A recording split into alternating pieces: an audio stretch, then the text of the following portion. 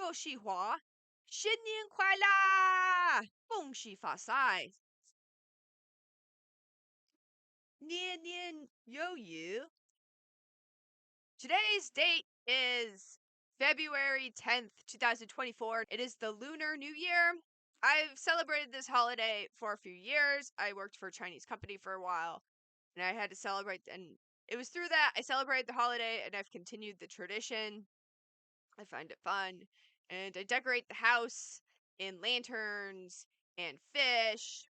The term Nian Nian Yo Yu is supposed to be Nian Nian Yo Yu, which is prosperity year after year.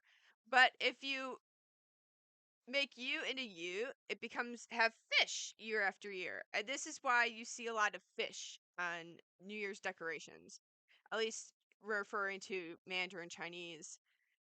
So it's fun. Lots of fun. It's the year of the dragon, which is supposed to be the luckiest. And for all those of you who are dragons, this is your year. This is your year. Dragons are the lucky year. Lots of people wish to be born in the year of the dragon. Gong shi gong shi gong shi niya. Gong shi niya. If you are a dragon.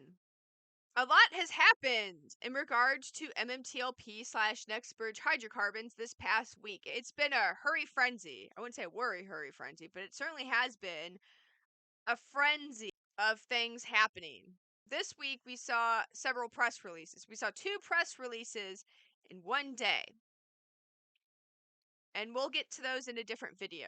Originally, I had filmed that video and I talked about the different S1s out there and how the S1 for the 40 million shares are continuing.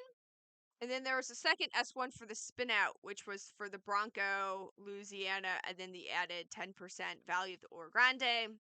That one's on hold. That video will come later. I'll refilm it. Today's video, let's focus on the NAPE. The NAPE Expo, where deals happen. This past week, Next Bridge went to an oil and gas expo in Houston. It's called the NAPE. It's mostly if you want to sell the property or find investors to help further develop the property. The whole tagline of the show is where deals happen.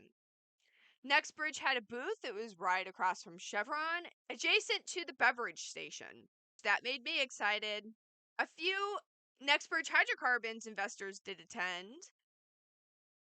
I did have a personal friend who did attend the event, and so I will use their materials. Next Bridge had a booth, as shown here.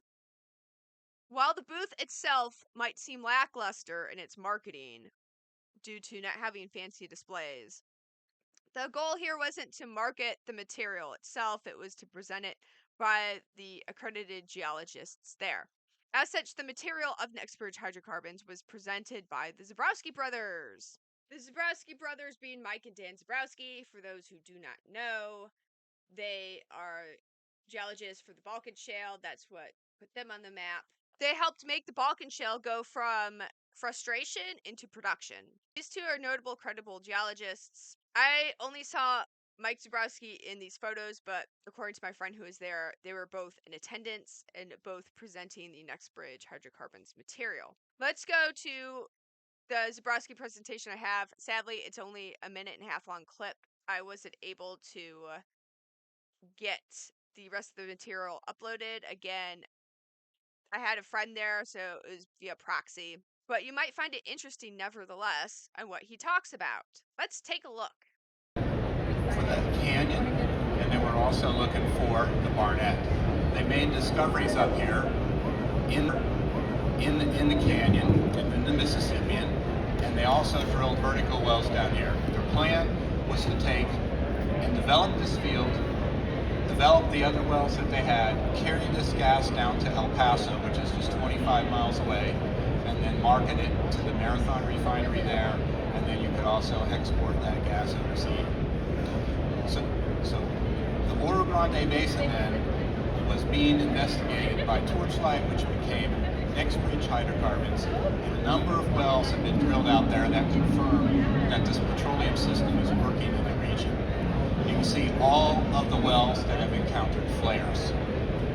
Almost all the wells are vertical with the exceptions of 2 short laterals. Every other well on this map is a vertical well. This one was just a 1,000-foot lateral. Started out with an IP of 2 million. Okay, this well had 43 barrels of oil, 250. It was only completed out of a 100-foot perf zone. The potential for this project is 3 billion barrels of oil and 6 to 8 TCF. So in summation, Mike is showing a map of the wells that Torchlight and Expert Hydrocarbons have drilled. All except for 2 were vertical wells, and then there was 2 short laterals, which are horizontal wells. One was 1,000 foot, that's the Founders, and then the Cactus was 100 foot. It was 100 foot well because of the tool incident, as I talked about in other videos before, where there was a tool loss in that well and it sort of messed things up. The 100-foot well still produced, regardless of the tool, lost trap tool in that well. When Mike talks about perforations, of course, that's perforations, that's holes that you put in the pipe that goes horizontally, that's perforations. The other wells, again, are vertical conventional wells.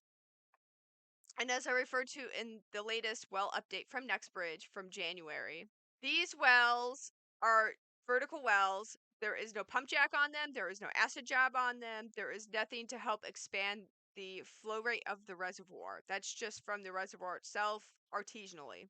He also says that the petroleum system is indeed in place in this area, which he affirmed the 3 billion barrels of oil and the 6 to 8 trillion cubic feet of gas.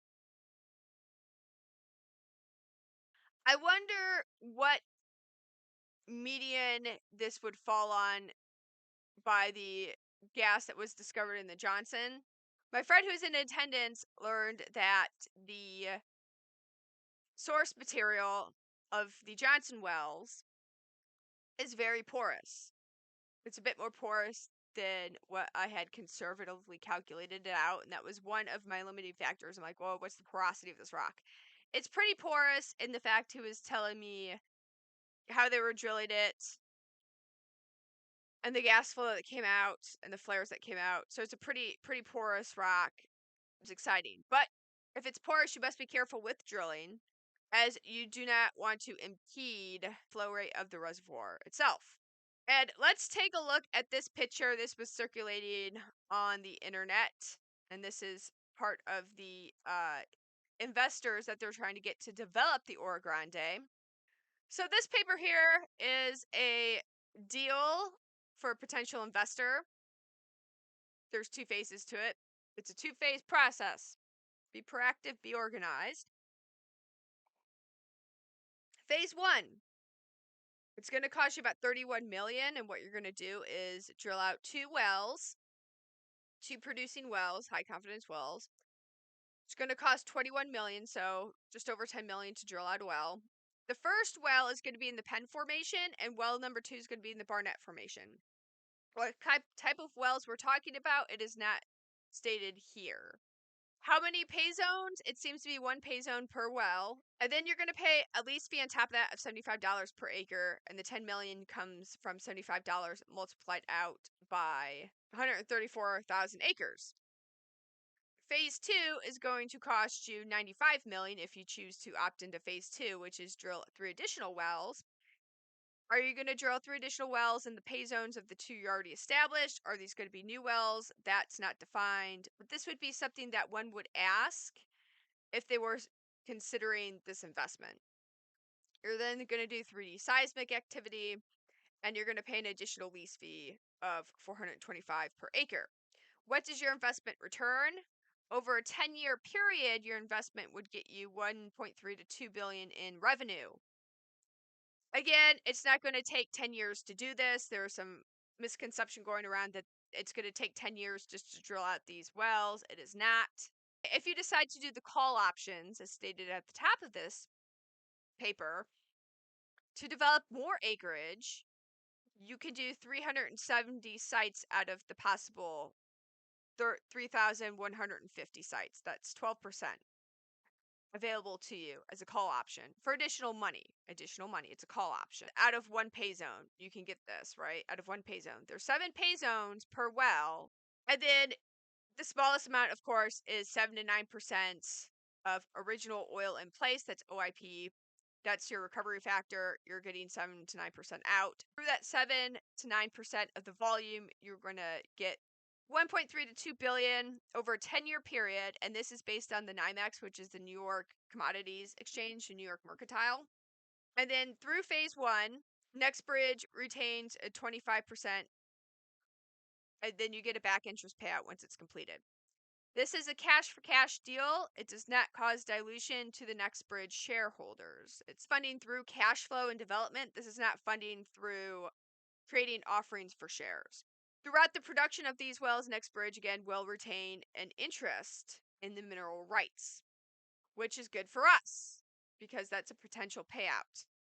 And again, this is over a 10-year period. The Oro Grande, with its 3 billion barrels of oil and 6 to 8 trillion cubic feet of gas, can be developed for many, many years. I'll also point out that if you noticed in Mr. Zebrowski's presentation, the seats were all full.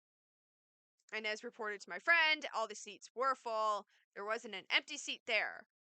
So it seems like some people were interested in this, but this is just to get your interest, take a flyer, maybe attend the presentation.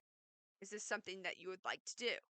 I agree that there's a lot of upside to this play. The names associated with this oil and gas play have always made me excited. Personally, I saw the NAPE as bullish, an upside to the investor. I see it as bullish as it's funding through cash flow, as Bill did point out. And as I talked about on my ConocoPhillips video, when they acquired the Shell asset in their presentation, they talked about the cash flow that they get, create $4 billion of additional cash flow funding. Hopefully, I can attend NAPE Expo next year.